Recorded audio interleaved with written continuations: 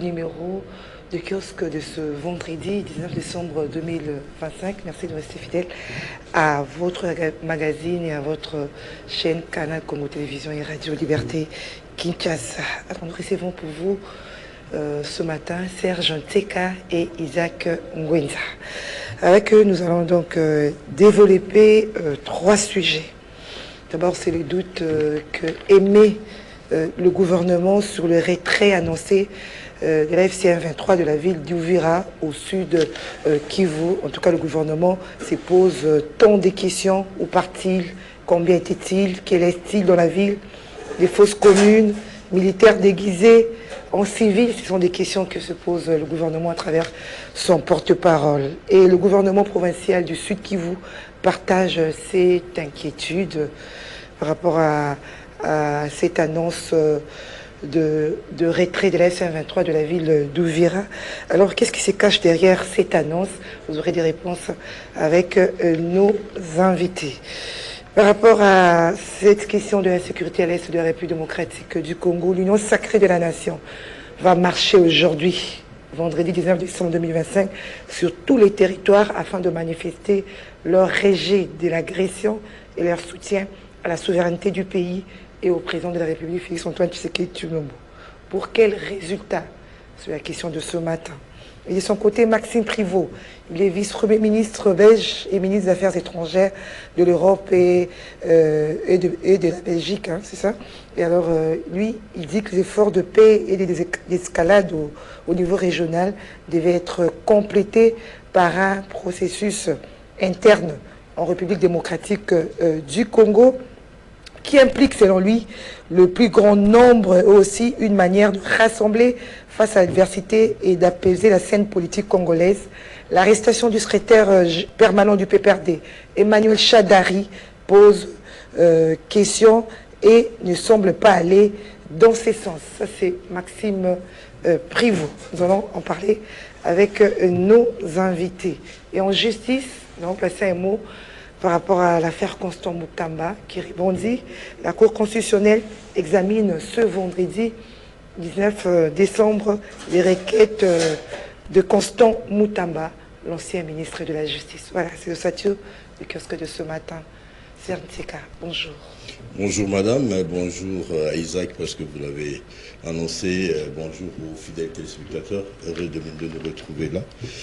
Permettez-moi de présenter les condoléances à la famille Kangafou suite à la disparition du colonel responsable, le commandant des corps des sapeurs-pompiers de Kinshasa, qui a tiré sa révérence hier à Bruxelles, Mogi, qui a été un frère et un ami, quelqu'un qui s'est battu pour maintenir à flot le corps de sapeurs-pompiers. Vous savez qu'ils travaillent dans des conditions très difficiles, et que les subventions n'arrivent pas toujours, le carburant n'est pas toujours au rendez-vous, ils ne sont pas équipés, et même le nombre de véhicules tels que laissés par Kimbuta aujourd'hui, je ne sais pas si on en est à combien, et il s'en est tiré, il est très jeune, il s'en est allé, donc paix à son âme, mais ça sent comme condoléances à sa famille et à la ville de Kinshasa qui l'a employé. Voilà. Et je continuerai par dénoncer un phénomène. J'ai eu à faire il y a 2-3 jours un reportage sur le terrain. Le phénomène, j'ai été à Mikondo, j'ai été à Bibois, j'ai été à Petro Congo, où des gens s'évertuent à voler des câbles. On appelle ça des monopolaires, des câbles qui font ressortir des courants du transformateur pour aller dans le tableau des distributions basse tension. Et des gens, des Congolais, qui, à l'approche des fêtes, vraiment se permettent de voler des câbles monopolaires et de plonger des quartiers entiers dans le noir. C'est vrai qu'on peut tout dire sur la gestion de la SNEL aujourd'hui, mais quand on ajoute à cela une forme de rébellion des 1-23 qui ne voudrait pas dire son nom, qui s'attaque aux installations pour prendre les câbles en cuivre pour des intérêts privés, alors ça, si c'est ça les Congolais, alors nous sommes loin de sortir de l'auberge, quoi. Donc j'en appelle à la conscience, à la jeunesse, à un certain moment. Le patriotisme, c'est pas seulement de dire des choses contre le M23, mais aussi ceux qui directement sont en train de menacer nos intérêts. on a beau critiquer les gouvernements, mais nous-mêmes, et ceux qui volent, et ceux qui assistent impuissants, vous êtes 6 000 dans un quartier, 3-4 personnes viennent, ils prennent ce qui vous appartient, et vous regardez. Et vous dites que l'État tel est l'abusoli Kambo. À un certain moment, là je pense à Laurent Désiré Kabila, président de la République de fin, que nous devons savoir nous prendre réellement en charge. On va marcher pour soutenir la situation à l'Est, mais pour le courant, pour l'eau, pour les transports, pour le bien-être ici, on fait quoi? L'Union sacrée fait quoi? Je n'entre pas encore dans les débats, mais je me pose des questions parce qu'il y a des quartiers aujourd'hui qui se trouvent dans le noir, non pas parce qu'il n'y a pas de courant, mais des individus se sont arrangés pour voler le matériel de la SNEL. Ces individus, Serge, est-ce qu'ils ne sont pas les agents de la SNEL? Parce que je trouve un peu bizarre qu'un individu qui n'est pas agent, qu'il vole, il va aller revendre. Non, pas nécessairement agent de la SNEL. Il va aller revendre où? Pas nécessairement agent de la SNEL. Un expert qui connaît l'électricité, vous et moi, ne pouvons jamais faire ça. C'est-à-dire, qu'il soit agent de la SNEL ou pas, c'est un délinquant. C'est quelqu'un qui se met en marge de la loi, qui mérite d'être traité comme tel. C'est-à-dire que l'étiquette agent de la SNEL ou pas, dès lors que vous travaillez contre l'intérêt de vous, supposons que ce soit un agent de la SNEL. On s'interroge. Hein, oui, prenons cette hypothèse-là. Quelqu'un de la SNEL qui travaille contre les intérêts de la SNEL, déjà à ce niveau, si on l'attrape, on les licencie.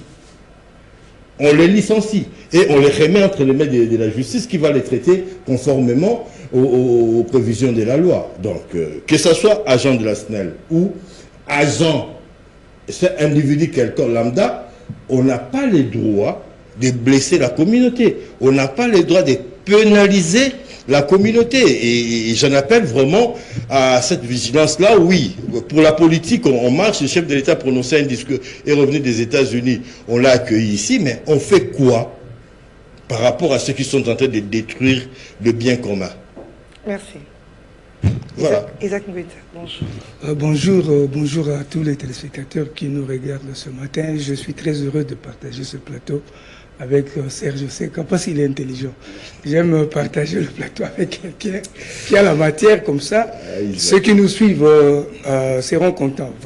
Vous verrez même les commentaires après ces kiosques par les téléspectateurs. En fait, je voudrais juste attirer l'attention des autorités sur de mauvaises pratiques qui semblent perdurer. On voit dans la ville partout non au tribalisme. Mais dans la vie quotidienne, c'est ce que nous vivons. Je me rappelle à l'époque de Mobutu, il disait, si je vous nomme ministre et qu'on remarque dans votre cabinet qu'il y a plus de 3 personnes qui appartiennent à votre tribu, vous êtes viré. Aujourd'hui, avec ce gouvernement, Mobutu n'avait pas ici de gros posters, hein. Mais on dit non au tribalisme, mais faites seulement un tour dans des cabinets ministériels. Vous verrez la majorité des agents sont des agents du tribu, de la tribu plutôt du ministre. Autre chose, madame, à Mbandaka aujourd'hui, cet esprit de tribalisme, on doit combattre ça jusqu'à la dernière énergie. Le recteur de Mbandaka, professeur Bongambo, parce qu'il est du sud Ubangi, les habitants de Mbandaka ou les politiciens de Mbandaka, avec certains étudiants, ils ont tout fait pour dire que lui, il est du sud Ubangi, il ne peut pas être,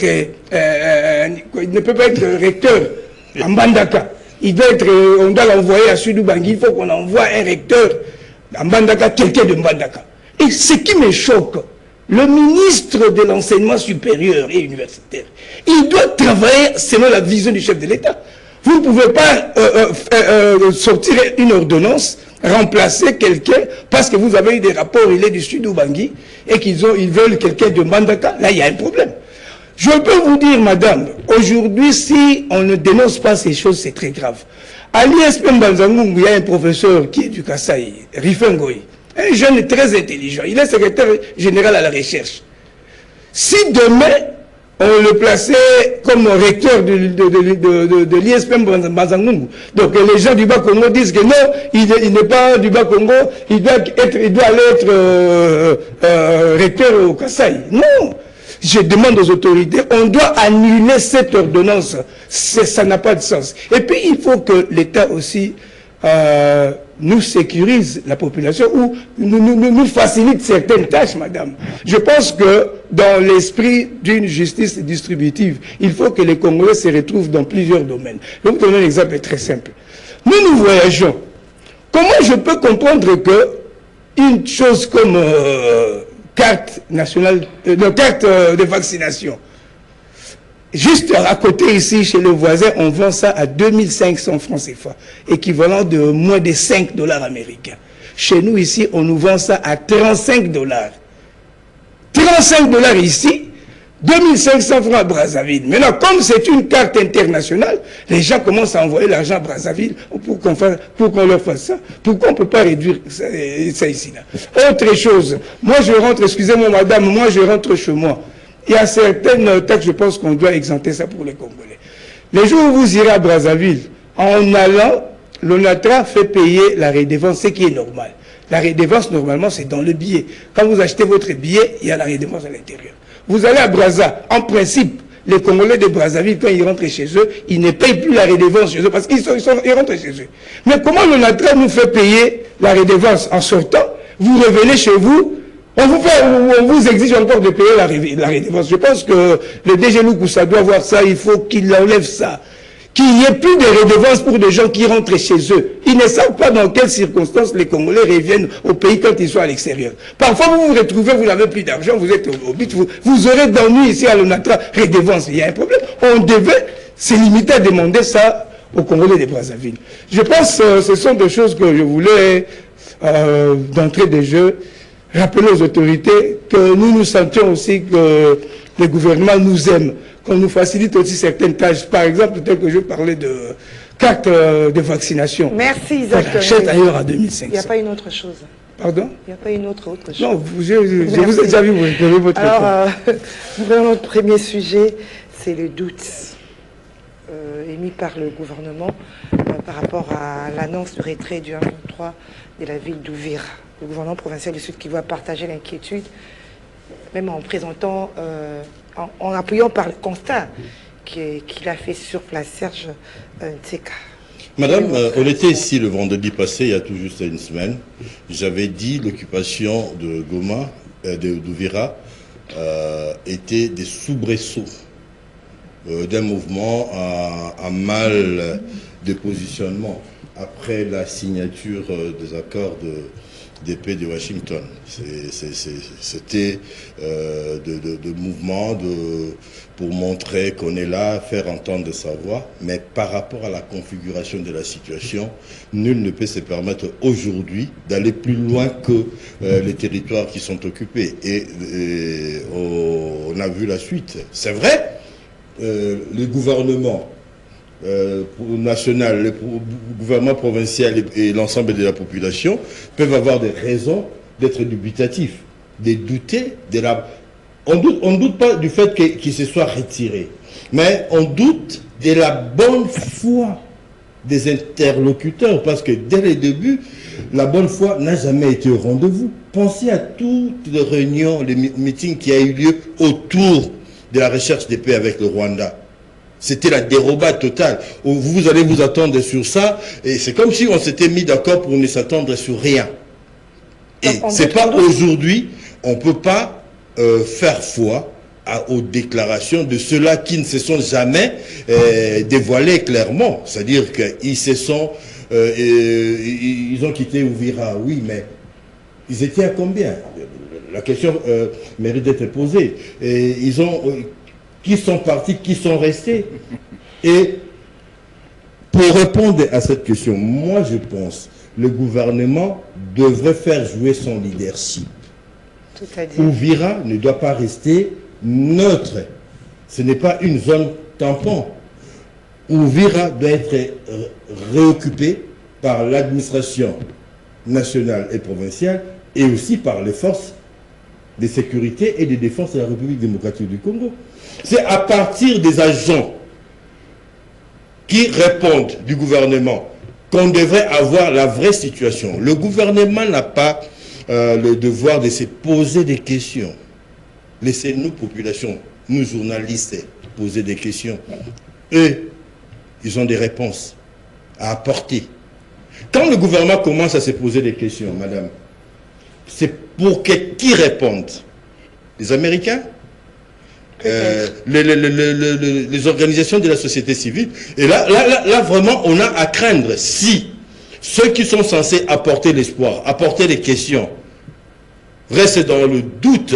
Et qu'est-ce que... Alors, c'est comme s'il y avait une autorité supragouvernementale qui devrait, à un certain moment, apporter des réponses du gouvernement. Le gouvernement n'a pas à se poser des questions. Non, c'est pas parce que par rapport au processus de paix Washington qui se pose des questions, pas par rapport à la population congolaise. Mais ça a été clair, vous l'avez dit, vous-même vous l'avez dit. Ouais. Qui était là exactement, ils étaient à combien, ils sont partis. Des questions, ce sont des questions légitimes, je reconnais. Ce sont des questions légitimes.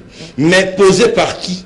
Pas par la bonne personne, pas par la bonne structure. Parce que nous, on devrait apprendre du gouvernement, parce que le gouvernement a en son sein, sous son influence, des services de sécurité, d'intelligence, de tout ce que vous voulez.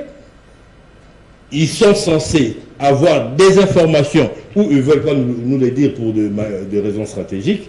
Là, moi, je raisonne en journaliste, ou carrément, ils n'en ont pas. Et dans le second cas, ça serait catastrophique qu'on ait un gouvernement qui ne soit pas à mesure de nous donner des questions. Nous posons des questions. Nous posons cette question à notre gouvernement. Comment se présente la situation à Uvira aujourd'hui?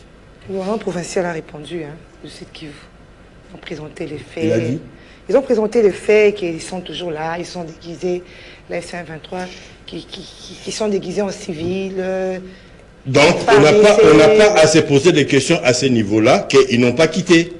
Ils sont là. Et on rentre dans ce que je dis en liminaire ici, que la bonne volonté n'est pas le point fort de ces groupes-là et de ces personnes-là. On n'a pas à y faire foi. Alors, si réellement ils n'ont pas quitté, alors qu'attend le gouvernement pour reprendre le leadership? Perdre une bataille, c'est pas perdre la guerre. La République démocratique du Congo est une grande nation. La République démocratique du Congo a une armée forte. Et je pense qu'une armée qui possède autant d'hommes, beaucoup plus d'hommes que tous nos voisins réunis, donc avec un peu de stratégie, avec un peu de répit, avec un peu de savoir-faire, il y a toujours moyen, parce qu'il n'y aura jamais de paix politique qu'on obtiendra avec la signature de papier, tant que ces gens-là n'entendront pas la voix de la violence, parce que je pense que c'est le seul argument qui peut le faire plier. À un certain moment, nous ne devons pas attendre que les autres fassent notre devoir à notre lieu de place. Nous avons la responsabilité aujourd'hui de reprendre cette situation, tant sur le plan diplomatique, le plan politique, et sur le plan de la défense sécuritaire. Je pense que c'est important. Sinon, Serge, j'ai retenu de vos propos, vous dites que le gouvernement doutait déjà de la bonne volonté, mais il est quand même allé à ces négociations avec des gens qui ne font pas confiance. Non, moi j'ai fait une lecture. C'est moi qui ai fait une lecture en disant que depuis les débuts, ces gens ont démontré, ce sont qu'on m'a démarqué par leur manque de bonne volonté. Ils n'ont jamais été vrais. Oui, mais de toute façon, nous ne pouvons pas jouer à leur jeu. Nous ne pouvons pas jouer au jeu des autres et rentrer dans leur jeu. Nous avons un gouvernement responsable et des autorités responsables qui voudraient apporter la paix et le pain à la population. Eux n'ont rien à perdre. Ceux qui nous attaquent n'ont de compte à rendre à personne, sinon à leur maître qui leur fournit tout ce qu'il faut pour mener les désordres. Mais ici, le gouvernement de Kinshasa a des comptes à rendre à la population. Donc la démarche ne doit pas être la même. Et si les autres usent de ruses, de mensonges, de tous des subterfuges pour gagner du temps, la démarche de Kinshasa devrait et a été autre. Raison pour laquelle je pense, je ne suis pas dans le secret de Dieu, que le gouvernement a toujours répondu présent à toutes ces réunions en espérant tirer quelque chose, mais l'expérience nous a démontré que la bonne foi n'a jamais été au rendez-vous et que Uvira dernièrement ici démontre encore, si c'est que le gouvernement provincial du Sud Kivu est vrai, que ces gens-là ne sont vraiment pas crédibles et qu'il faut trouver d'autres moyens pour les combattre. Voilà, Isaac Ngwenza, à entendre c'est que le porte-parole du gouvernement provincial du Sud a présenté comme situation actuelle à Uvira et qui sentent ces mots-là, ils se sont déguisés. Alors, qu'est-ce qui se cache derrière cette annonce de l'AFC 23? Ils sont là, mais ils font semblant de dire qu'ils sont partis. Madame, vous savez le problème de ce conflit armé à l'Est? Moi, je parle de ça toujours avec un cœur brisé. Ça me fait très mal. Parce qu'il s'agit des vies humaines qui sont en danger permanent. Ça fait très mal. Ce sont des humains qui meurent chaque jour. Moi, ce qui me choque, les États-Unis, j'apprends que Washington demande au M23 de libérer Uvira. Moi, j'attendais plutôt qu'on dise de libérer tous les territoires occupés. Ce serait normal. Tous les territoires occupés, c'est-à-dire Bunagana, Rutshuru, partout où ils doivent complètement libérer le pays. C'est même l'esprit de l'accord de Washington. Que tous les groupes armés étrangers quittent la RDC. C'est ça l'esprit de l'accord de Washington. Mais quand on leur demande seulement de libérer la ville d'Uvira, en d'autres termes, non, j'ai dit ceci. Quand on parle d'Uvira, c'est-à-dire qu'ils libèrent l'Uvira.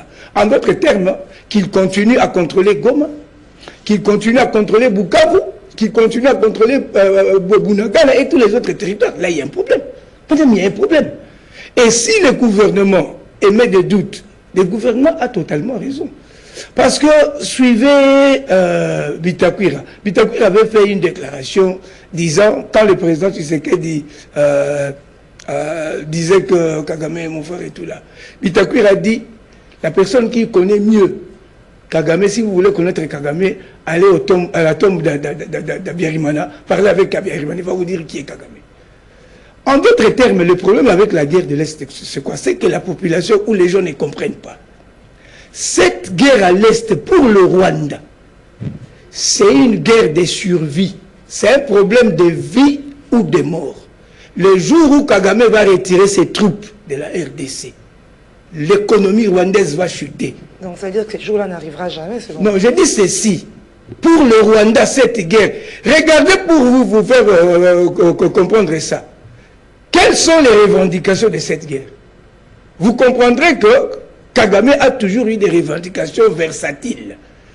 Caméléoniennes, si je peux créer un tel néologisme ici. C'est-à-dire ça change dans le temps et dans l'espace.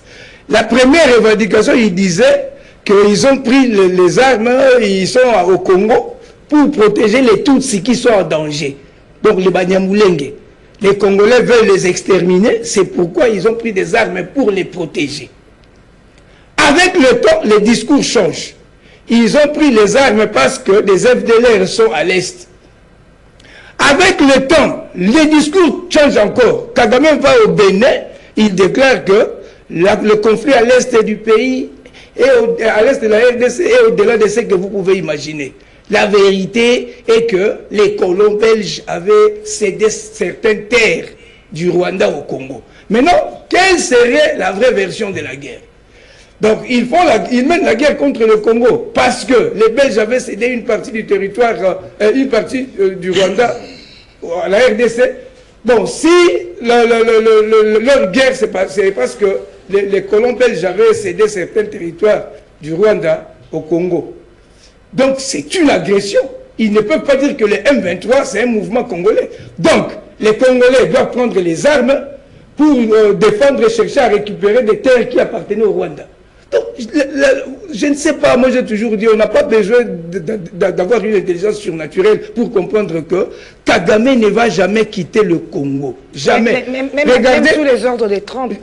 Encore une fois, vous savez, moi c'est ce qui me fait mal. Je suis choqué d'apprendre ça de Serge. Il a dit, nous avons une armée forte. Moi, ça m'a choqué. Vous savez, nous sommes compatriotes, nous devons soutenir notre armée.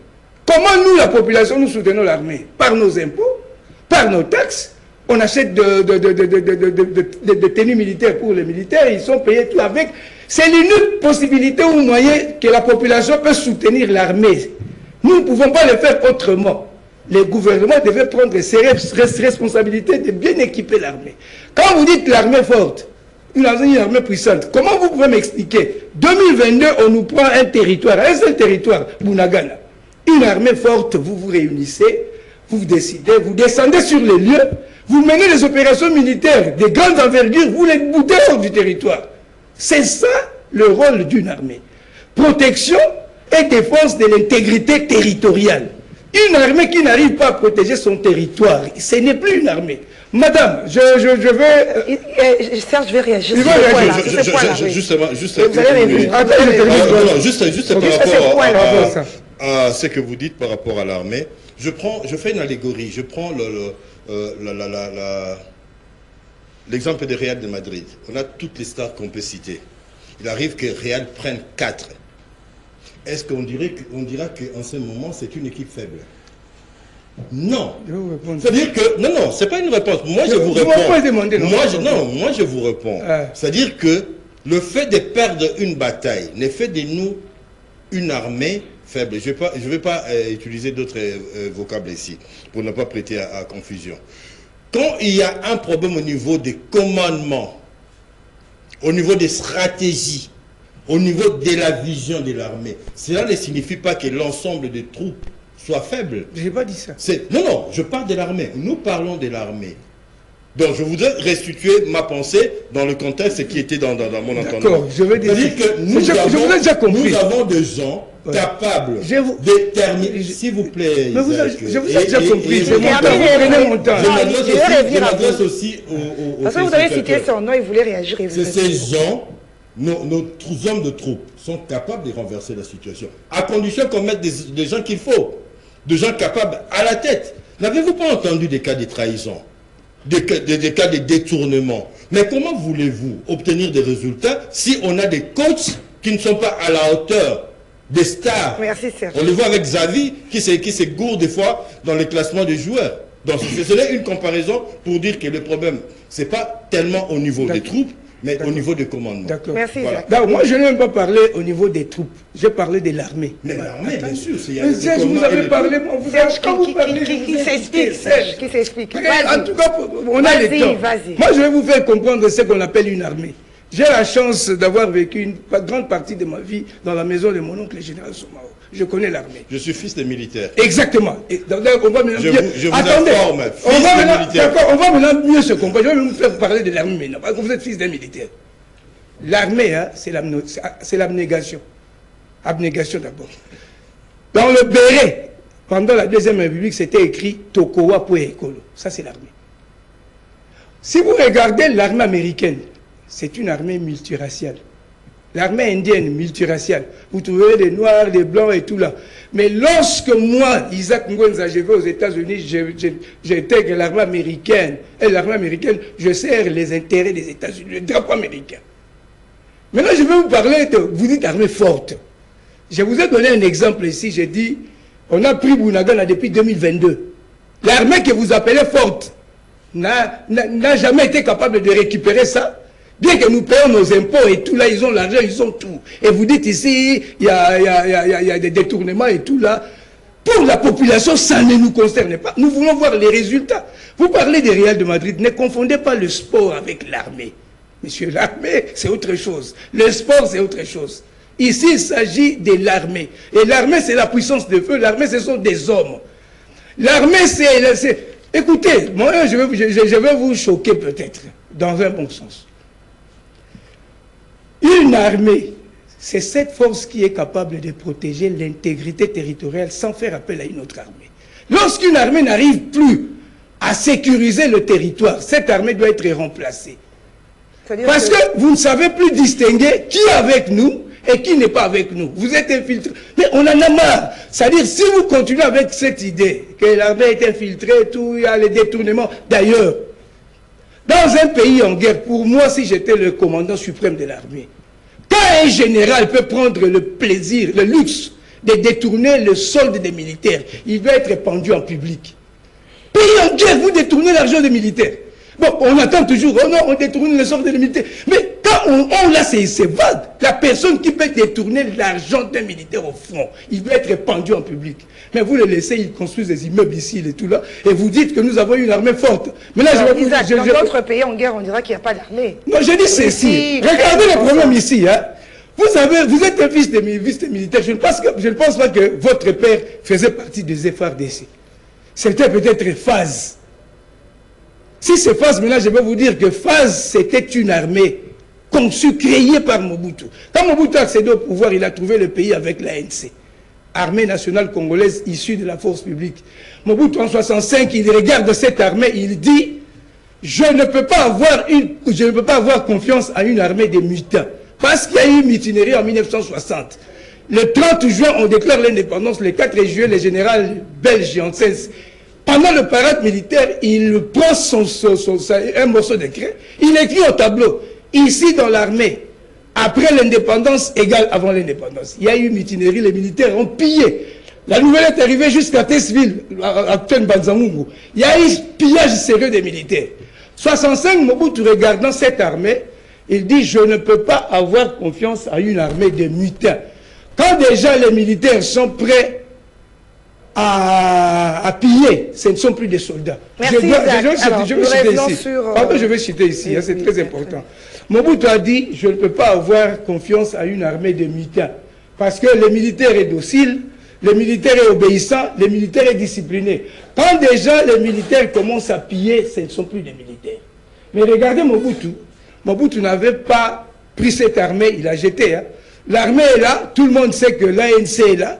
Mais la vérité, c'est quoi? Mobutu a commencé à construire son armée à lui. Il a commencé à recruter en 66, 67, 68. Il a pris 5 ans. Il a pris 5 ans pour doter le pays d'une armée qui était forte. On revient sur notre sujet. Je peux dire, toujours là. Ouais. Non, on doit passer à autre chose. mais je pense qu'il y a des choses qu'on ne devait pas laisser dire. Faire une comparaison, c'est-à-dire c'est dans l'esprit qu'on tire. C'était pour démontrer qu'il peut y arriver. L'armée américaine en Éthiopie, je crois, a connu des revers ici. On ne peut pas dire que c'est une petite armée. Pardon. C'est-à-dire que quand je prends l'exemple des Real de Madrid, je dis qu'avec toutes les stars qu'il y a là-bas, on peut connaître aussi des revers. Mais ce n'est pas que je prends le foot au même titre que l'armée. C'est au niveau de l'image. Il faut savoir saisir l'image. Hein, donc, c'était juste au niveau de l'image. Voilà, on arrête là. Pour la page de l'histoire, on peut aller encore plus loin. Oui. Donc, le problème de notre armée, moi j'ai beaucoup de respect pour les hommes de troupes, des gens qui dorment, moi également, ouais. Des gens qui ne mangent pas. Exactement. Adolphe Mouzitou, Premier ministre, fait un tour, je crois, vers Kisangani ou dans un front. Il trouve sur le marché la ration qui était prévue pour les militaires, en train d'être vendue. Qu'est-ce que vous faites des gens qui font ça? S'il vous plaît, ça ne date pas d'aujourd'hui. C'est-à-dire que quand on parle de détournement, quand on parle de trahison, ce sont des réalités qui affaiblissent notre armée. Merci. Soyons patriotes, reconnaissons le point fort que nous avons et condamnons ce que nous avons à condamner, c'est le commandement qui s'amène avec des choses. Je vous retire la parole. Alors, par rapport à... Revenons sous le doute, hein, par rapport à ces doutes, on peut dire aujourd'hui que... Là, on est une minute, on doit passer à un autre sujet. On peut dire aujourd'hui que tous les processus, Washington surtout parce que c'était le dernier, ont échoué. Non, moi je ne... On fait le constat par rapport à... Moi je ne le dirai pas. Je ne le dirai pas parce que jamais, comment un acte a été signé au plus haut niveau concernant le Congo. Jamais les projecteurs du monde entier n'ont été braqués sur le Congo à ces niveaux-là. On peut ou n'est pas... Peut-être que où on n'a pas la culture, où on ne veut pas être de bonne volonté, quoi. Jamais président américain ne s'est impliqué sur le Congo à ces hauts points. Et je pense que l'honneur, l'intérêt des États-Unis commanderait à ce que les choses se fassent bien. Non pas pour l'amour du Congo. Non pas parce qu'ils pensent que pour nos beaux yeux, mais pour leurs intérêts. Et c'est ce qui détermine les relations entre États aujourd'hui, ce sont les intérêts. Hier, Mobutu, c'était les chouchous des Américains. Les démocrates sont arrivés, ils se sont tournés vers Museveni, qui a créé Kagame. Aujourd'hui, avec Trump, il pense qu'il peut revenir au Congo. Il a ses intérêts ici au Congo. Et un businessman Trump, ce n'est pas un politique lambda.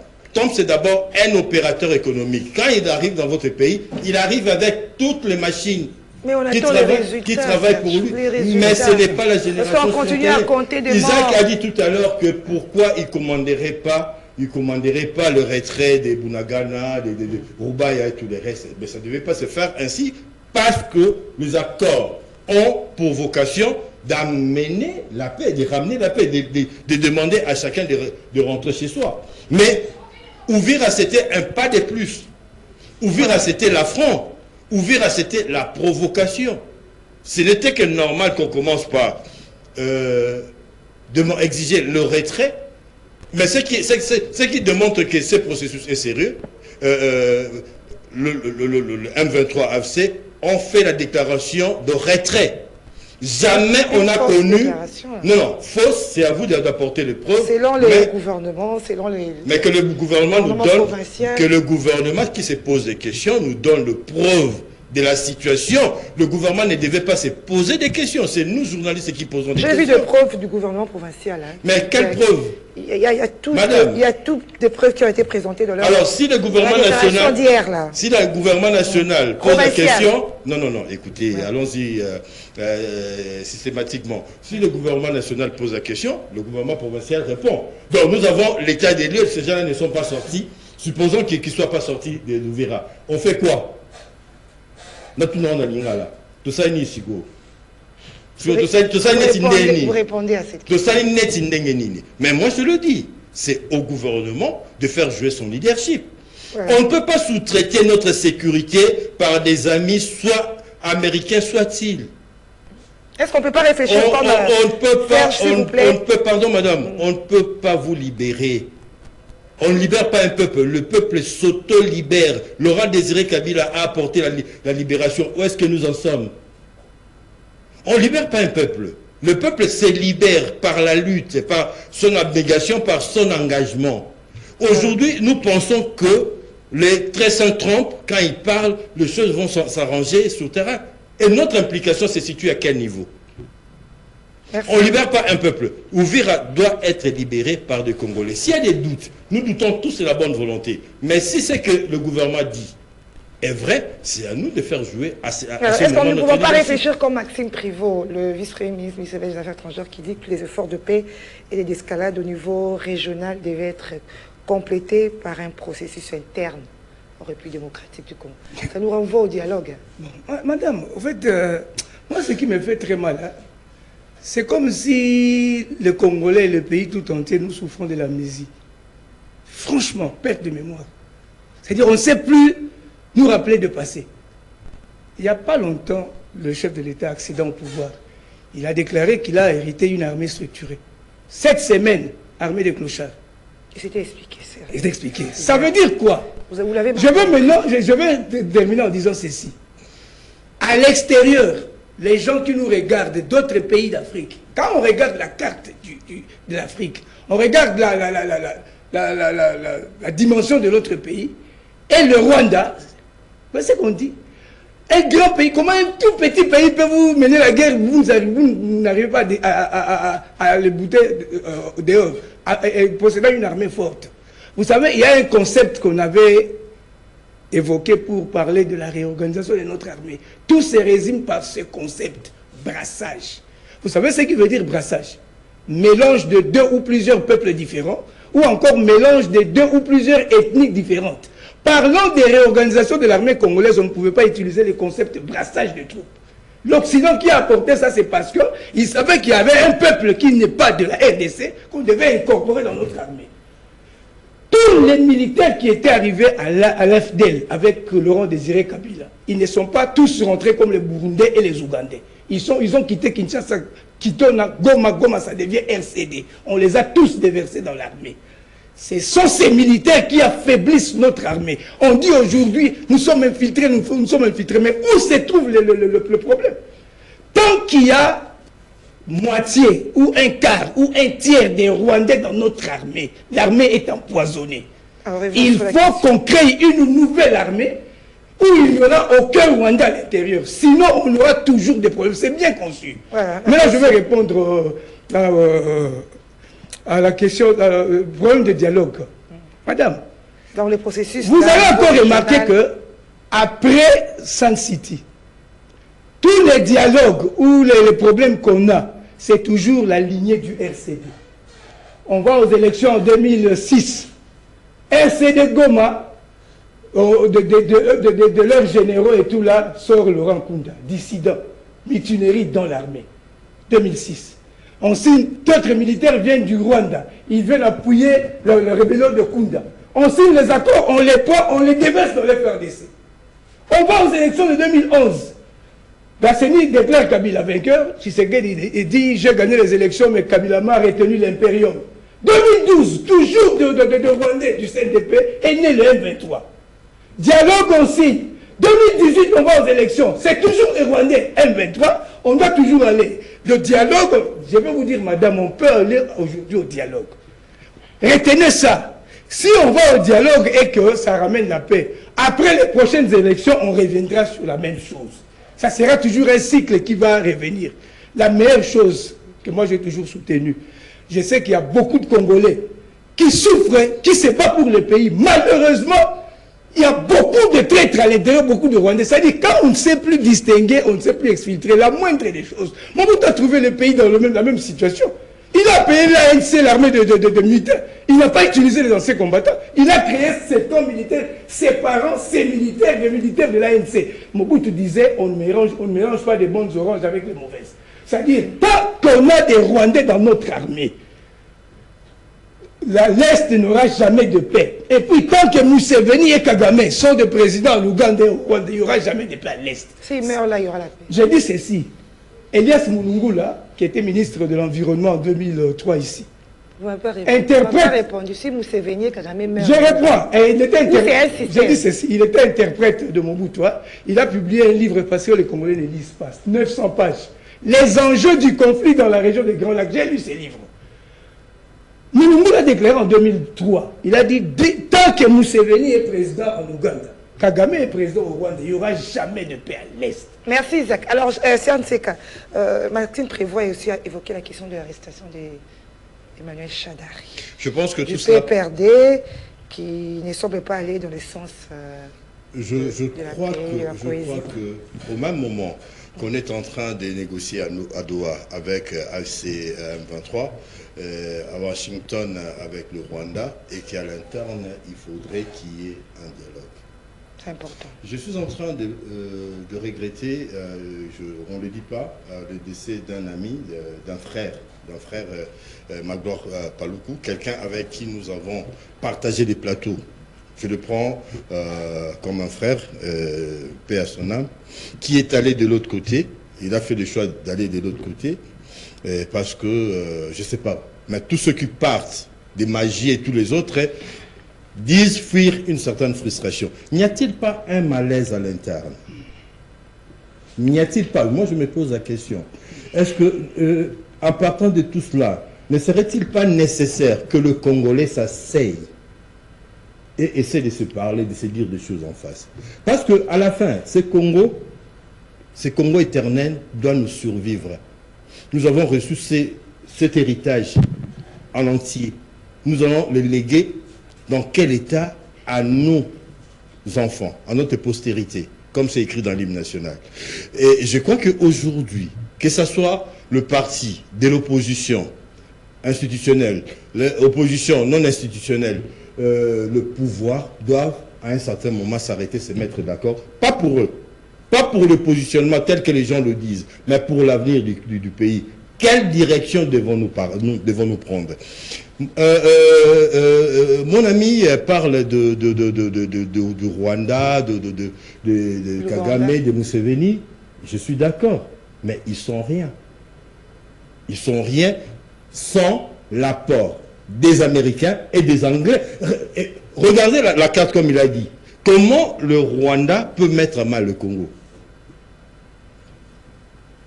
Regardez, objectivement, sans l'intervention, parce que c'est clair, ça a été établi que Museveni, qui a été contacté par les Américains, a pris Kagame, et pour Kagame qui voulait mettre la main sur le Congo, trouver un alibi, il prend Laurent Désiré Kabila, on le place à la tête d'un mouvement insurrectionnel pour occuper les Congos. Mais dans quel but? Dans les mêmes intérêts aujourd'hui, c'est la même démarche. Si au niveau du commandement, de chef de leur chef, la vision change, c'est-à-dire qu'on peut avoir des résultats. Si à un certain moment, le chef de Kagame et de Museveni leur disent halte, on fait les choses autrement. Vous voulez exploiter, faisons-les de manière claire. Les choses changeront. Pourquoi ils ont quitté Uvira? Ne serait-ce que par un communiqué. C'est la première fois que ces gens-là font marche arrière. Disons-le. C'est-à-dire qu'il y a une certaine peur. Il y a un changement de cap. Donc, disons-nous, si nous avons le courage de parler avec Nanga et Bissimwa, et je pense qu'on peut parler aussi avec des Chadari, et que toutes ces questions-là liées, même pour arrêter les gens, je pense que en République démocratique du Congo, il y a une loi qui organise cela. Et par rapport à cette agression à l'Est, l'Union sacrée de la nation marche aujourd'hui sur tous les territoires. Oui. Une partie, non. Certains territoires, ils n'auront pas. Excepté ceux qui sont... Ils invitent. Afin de manifester leur rejet de l'agression et le soutien à la souveraineté du pays. Isaac Moueta, qu'est-ce que vous pensez de cette démarche?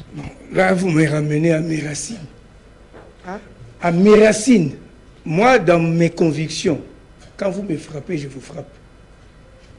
Je ne peux pas comprendre, vous me frappez et je dois aller vous accuser chez une autre personne pour qu'il puisse te demander de se départir, par exemple. Je veux parler de situation de désaccord. Parce qu'aujourd'hui, hein, on parle de la marche. J'arrive à la marche. Je vais juste j'arrive. Ne t'en fais pas, je veux bien gérer ce petit temps que j'ai. Moi, je ne croirais jamais que Trump peut nous amener la paix ici. Comme les gens me disent, ce sont des grandes puissances, quand Trump s'investit et tout là. Si réellement Trump ne faisait pas la politique, un mot d'ordre suffit à Kagame, retirez vos troupes. Ils vont retirer. Mais qu'il reste là, ils nous demandent seulement de quitter Uvira. Je trouve ça, c'est aberrant. Ils devaient respecter, l'accord dit des engagements de tous les groupes armés. Ils doivent quitter les groupes armés étrangers. Mais on les laisse, comme ils étaient en guerre avec les FARDC, ils ont pris Uvira, libéré Uvira. C'est-à-dire, on revient au statut qu'ils soient toujours au pays. Voilà, ça, c'est le problème. La marche, ça aussi, je ne le partage pas comme le dialogue que Serge a évoqué ici. Parce que les dialogues, on sait comment ça se termine. Le gouvernement d'union nationale, mais ça ne pourra jamais sécuriser le pays. Les jours où on aura une armée forte, les voisins commencent à nous craindre, on vivra en paix. Alors, dialogue, j'arrive là-bas. Dialogue, c'est juste... ça pourra donner une paix volatile, éphémère pour quelque temps, et ça peut encore ressurgir. Mais dès que les voisins sauront que nous avons maintenant une armée, on ne peut plus oser. On vivra en paix. Les dialogues ne pourront jamais sécuriser le pays. C'est ça le 30e dialogue. On a eu même conférence nationale ici. On a eu dialogue de Sun City. Ça sera toujours éphémère. Nous vivrons en paix seulement les jours où nous aurons une armée des Congolais. Marche de l'Union sacrée, ça va changer quoi? En d'autres termes. On est en train de tuer à l'Est. Hein. Vous ici, marche. La paix, nous voulons la paix. Même les musiciens chantent. Oh, ça ne change rien. Il faut... Ça fait partie de la pression. Il ne dit pas aussi même les musiciens. Quand vous dites pression, attendez, hein, on est en train de tuer chez vous là-bas. Un musicien ici chante. Laissez de tuer les humains et tout là, ça change quoi? Ils sont toujours là. Les gens meurent. Je pense que les Romains, je termine en disant, Siwis pacem parabellum. Si vous voulez la paix, préparez la guerre. Merci. Donc, n'attendez pas qu'en faisant des marches là-bas, pour l'intégrité, et puis les M23 se retirent. On a fait ça combien de fois, madame? Voilà, pour quel résultat cette marche de je crois que la question, il faut la poser au prof Mata. C'est lui qui a aussi décrété la manifestation pour recevoir les chefs de l'État. Bon, il faut rentrer dans leur vision pour savoir qu'est-ce qui se passe. En dehors d'être une activité purement de marketing politique, je ne pense pas que ça puisse apporter quelque chose de substantiel, parce que aujourd'hui, il y a un processus qui a été mis en marche, même si Isaac ne croit pas, mais le gouvernement y croit, le gouvernement souscrit, et qu'il faudrait peut-être faire pression par d'autres voies, des voies diplomatiques, pour d'autres voies, et des voies de défense. Je ne veux pas parler des militaires de défense, parce que nous sommes en droit de nous défendre, autant que les autres se sont donné la liberté de violer ces accords quelques jours après leur signature, d'encourager plutôt le gouvernement d'aller dans un sens pratique. On va encourager le gouvernement, oui, mais nous approchons de fin de l'année, nous avons des problèmes de transport ici, nous avons des problèmes d'insécurité. Et je n'ai jamais entendu les déclarations de la majorité pour encourager qui que ce soit, le ministre de l'Intérieur et de la majorité, les gouverneurs de la ville de Kinshasa et de la majorité, on n'en a jamais entendu. Alors à ce niveau, on va le faire avec quels moyens, avec quel budget, pour quel objectif? Autant de questions que je me pose et auxquelles je n'ai pas de réponse, donc voilà. Et l'autre question, on a interdit la marche des Kaboons et l'Union sacrée, on a accordé. Ben, ça, il faut poser la question au gouverneur de la ville de Kinshasa. C'est à moi à dire. Je veux dire ceci. Moi, ce qui me fait mal, hein, on est prêt à marcher pour ce genre de trucs. Genre des trucs, la sécurité. Et sécurité, non? Et vous appelez ça genre de trucs? Ouais, c'est pas la sécurité, ça c'est politique. Ça n'a rien à voir. J'ai dit c'est politique. C'est-à-dire quoi? C'est politique, ça pouvait être... Ça pouvait être résolu par une force militaire, par exemple. C'est-à-dire on pouvait trouver un moyen. Mais ce qui me choque, le matin, vous ne savez pas combien j'ai payé pour arriver ici. C'est-à-dire nous sommes dans une ville où les prix fixes du transport en commun n'existent pas. On ne sait pas exactement le prix des transports, c'est combien. C'est tantôt 1000 francs, 1500, 2000, 2500. Et je n'ai jamais vu un homme politique mobiliser la population pour marcher sur ça. Mais quand il s'agit des intérêts politiques... Même les opposants. J'ai dit, quel opposant? Dites-moi, madame, regardez la ville ici. Vous n'avez pas le prix fixe de transport n'existe pas, madame. C'est comme si nous n'avons pas un ministre de l'économie nationale. C'est ça le vrai problème.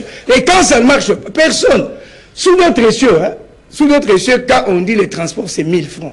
Et puis ici, on ne le fait pas en cachette. Moi, ma question est de savoir, quelles sanctions on donne, que ce soit aux personnes qui ne respectent pas la loi, aux personnes qui détournent l'argent de l'État, aux personnes qui détournent les soldes des militaires. Qu'est-ce qu'on fait à ces gens-là? Le pays est en guerre. On attend toujours, oh non, on détourne les soldes des militaires. Oh, on détourne, il y a ceci, il y a ceci. Mais qu'est-ce que vous faites à ces gens? Agissez au lieu de parler. C'est ça le vrai problème. Vous savez, l'État détient la contrainte la mieux organisée. L'armée, la police et la gendarmerie pour se faire obéir de 1000 manières. C'est seulement à Kinshasa où je vois un groupe de gens défier l'État. Moi, je vis à Brazza. On dit motard, tout motard avec le casque.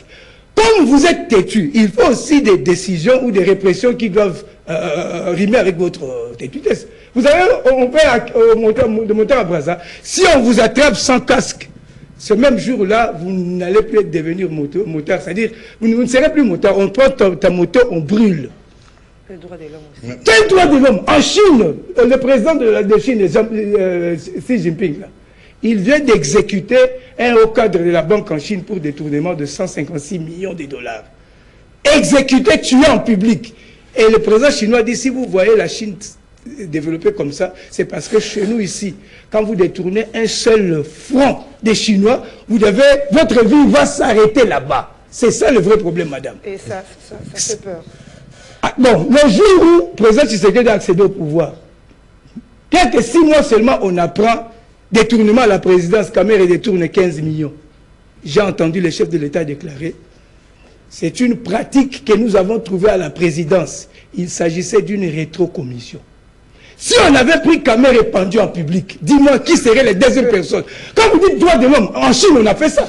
S'il était pendu en public, qui pouvait être le deuxième détourneur de deniers publics? La présomption d'innocence. Quelle présomption d'innocence? Quand on dit c'est une rétrocommission, signifie qu'on reconnaît qu'il bouffe l'argent, lui et Amida et ses enfants. 15 millions de dollars qui puissent construire 15 km de route. C'est ça le vrai problème, madame. Vous savez, on ne s'amuse pas avec les deniers publics. L'argent de l'État, on ne détourne pas. En Chine, on a exécuté quelqu'un en public. Là, il n'y a pas le droit de l'homme. En public. Tu es parce que 156 millions. Justement, je voudrais rester dans le sujet, inviter la population à marcher contre l'agression. Je pense que ça ne devait pas être le fait d'un parti politique, d'un mouvement politique, la société civile. Moi, aujourd'hui, je me pose la question sur le travail de la société civile congolaise. C'est lever contre l'agression du pays devait être un devoir pour tout Congolais, de tous bords, majorité ou opposition. Mais ça ne devrait pas, à mon avis, être l'exercice d'un mouvement politique et d'un groupe politique. Donc, et là, j'en appelle aux mouvements sociaux, aux associations de droits, de défense des droits de l'homme et tout consort, qui malheureusement aujourd'hui se sont tous politisés, sont devenus pro, et malheureusement sur terrain, on n'a rien. Des sujets sociétaux tels que Isaac venait de le dire aujourd'hui. Hein. Je peux descendre au plus haut niveau, au plus bas niveau. Nous avons des associations à Kinshasa, Isaac, Banakin, les Quinois, Fraternité quinoise. Mais les gens sont en train d'être inondés ici. Il y a le problème des transports, tout ce que vous avez dit des prix. Avez-vous déjà entendu une association se lever et défendre? Au niveau national, le pays est agressé. Vous avez entendu une association se lever. À un certain moment, nous rentrons dans la confusion. Les politiques font le travail de la société civile et la société civile fait le travail des politiques. Fait des causes en faveur des politiques. Il y a une confusion. Il faudrait que chacun reprenne son rôle. La société civile devait être là comme la veilleuse des intérêts de la population à tout le niveau, tant au niveau national et au niveau provincial. On me dit toujours que je cite le nom des associations, je les cite parce que j'ai la prétention de parler en notre nom. Quand ils vont rencontrer les chefs de l'État, ils y vont au nom du chef de l'État, au nom de la population quinoise. Et en retour, qu'est-ce que nous avons? Les gens sont inondés, les transports tels que vous l'avez dit, on vole le câble de courant ici, les gens sont dans le noir. Ils font quoi? Ils font quelle déclaration? Et on termine avec ce sujet et entrer à la justice. La Cour constitutionnelle va examiner aujourd'hui les requêtes de Constant Moutamba, l'ancien ministre de la Justice. C'est une libération en téléchargement ou quoi? Parce que ça commence toujours comme ça. Soit il est malade, il va... Liberté provisoire. Vous savez, dans la Bible, il est écrit « La justice élève une nation. L'injustice détruit une nation. » Moi, j'ai toujours été contre une politique de deux poids, deux mesures. Je suis, dans ma vie spirituelle, pasteur aussi, je prêche le message de Branham. Moi. Ça, c'est dans ma vie spirituelle. Quand vous êtes la nuit, je ne sais pas où, moi, la nuit, je suis à la maison, en méditation, je suis prédicateur aussi. C'est-à-dire, je ne supporte pas l'injustice dans toutes ses formes. En d'autres termes, lorsque j'ai des souvenirs de certains détourneurs, des deniers publics ici, j'ai entendu des expressions telles que les CLS, c'est un père de famille. Je suis choqué. Quelqu'un qui détourne l'argent de l'État, quand ils détournent, ils sont en bonne santé. Quand ils vont en prison, ils deviennent malades et puis on les fait sortir. On a connu beaucoup de cas ici. Si on était juste, on devait libérer Moutamba depuis longtemps. Parce que des personnes qui ont détourné des millions, on a mis en prison, on les a libérés. On devait même les libérer par une grâce présidentielle. Moutamba ne peut pas se retrouver en prison parce que les vrais voleurs sont à l'extérieur. C'est seulement ça. Donc tout ce qu'on est en train de faire là, si c'est un processus pour aboutir à sa libération, c'est ridicule. Le chef de l'État détient ce pouvoir des juges et magistrats suprêmes. Mais c'est pour ça que je dis, le chef de l'État détient le pouvoir régalien des juges et magistrats suprêmes. Il a le droit des grâces aux prisonniers. Je conseillerais au chef de l'État de gracier Moutamba, de le libérer, qu'il soit libre, parce que les vrais voleurs qu'on connaît, ils sont libres. Et puis ce qui est choquant, ils se promènent avec des militaires. Ils se promènent avec des militaires qui les protègent, des voleurs. C'est choquant, madame. Vous savez, à un certain moment, moi j'en ai marre. Nous aimons le pays, nous voulons les changements. C'est pour ça que nous soutenons le régime. On voit qu'il y a l'impunité. Madame, chaque pays a ses lois. Merci. On ne peut pas dire, par exemple, si on remarque que on continue à voler, le pays ne marche pas. On détourne l'argent. On commence à construire un immeuble de l'État, ça s'arrête au milieu. On a détourné. On commence à ériger des routes, ça s'arrête. Quand ça ne va pas, on prend une décision seulement, une loi. Vous détournez 1 franc de l'État, on vous tue. Il n'y a pas de droit de l'homme, madame, c'est la loi. Alors, la Cour constitutionnelle a examiné les requêtes de l'ancien ministre de la Justice, Constant Mouta. J'aimerais voir mon ami Isaac au poste de procureur général de la République, en tout cas, avec prise de position. Non, je crois que par rapport, moi je vais rester dans la loi, la Cour de cassation juge en première et dernière instance. Quand la Cour de cassation juge, il n'y a pas de recours. Il n'y a pas de recours en première et dernière instance. Mais si au niveau de la Cour constitutionnelle, on décide de réouvrir, c'est-à-dire qu'il peut y avoir des erreurs matérielles. La seule raison qui peut amener à la réouverture du dossier, c'est peut-être qu'à la lecture du procès, ils ont retrouvé des erreurs matérielles qui pourront donner faire l'objet à l'ouverture d'un autre procès, qui pourrait en ce moment-là profiter à Constant Moutamba, ce qui serait une très bonne chose pour lui et tous ses supporters, autant que Isaac. Mais moi, je crois c'est dans ce droit, dans le droit de Constant Moutamba, qui a beaucoup de supporters, reconnaissons-le, qui attendent cela. Mais cela ne dédouane pas. Qui que ce soit, quand Isaac dit qu'il y a des voleurs en liberté, et ça c'est le travail des procureurs qui doivent l'établir, parce qu'on ne devait pas soupçonner tout le monde du haut de ces plateaux, commencer à dire qu'il y a beaucoup de voleurs. Là aussi c'est une forme d'infraction. Non, pas infraction, je veux que je cite. Mais libre à vous, vous connaissez les conséquences de cette... Non, ne vous en faites pas. Merci Isaac. Merci Serge. Alors nous allons finir.